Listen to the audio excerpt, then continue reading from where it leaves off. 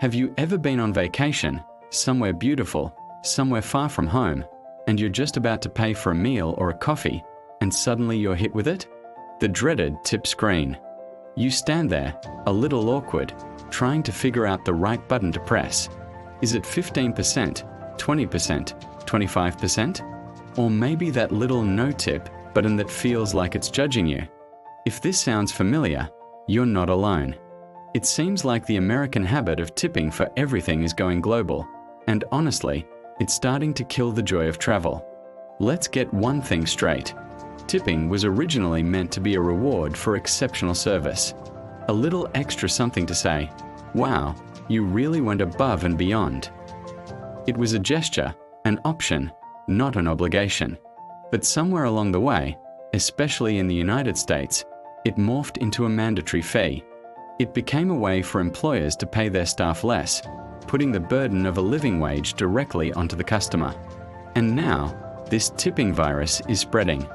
Think about it. You're in a country where service staff are paid a fair, livable wage. They don't rely on tips to pay their rent. Their salary is included in the price of the food and drinks you're enjoying. That's the system.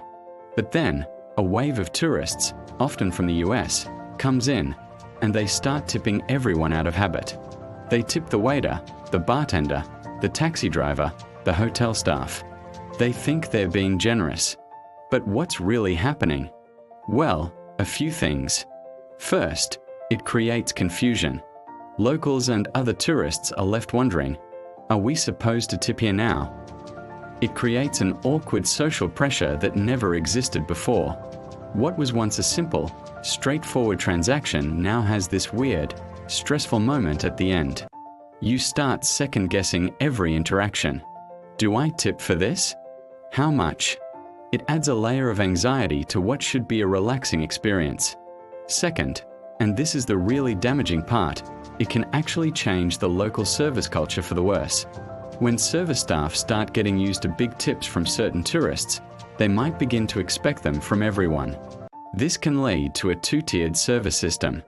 Staff might start giving preferential treatment to the tourists they think will tip well, often American tourists, while neglecting locals or other travelers who are just following the local customs.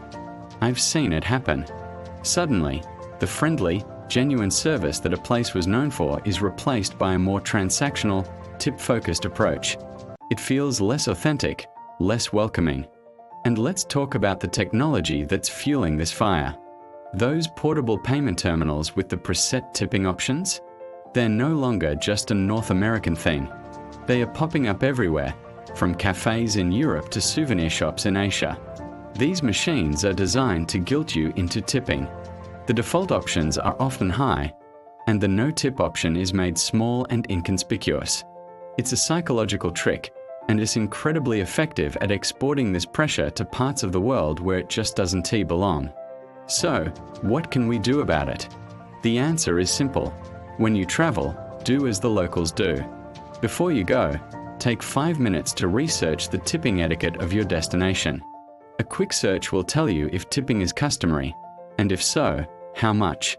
In many parts of the world, especially in Japan, tipping can even be considered rude, as if you're implying their employer doesn't pay them enough. In many European countries, a service charge is already included in your bill, or rounding up to the next euro is more than enough. By respecting local customs, you're not being cheap. You're being a responsible and respectful traveler. You're helping to preserve the local culture and ensuring that the service industry remains fair for everyone, both the workers and the customers. You're preventing that awkward moment at the payment terminal and keeping the travel experience genuine. True generosity isn't about throwing money around. It's about showing respect for the places and people you visit. So let's stop spreading the tipping virus and start embracing the local way of life. It makes for a much better trip for everyone. Thanks for watching, and let me know your own travel tipping stories in the comments. See you next time.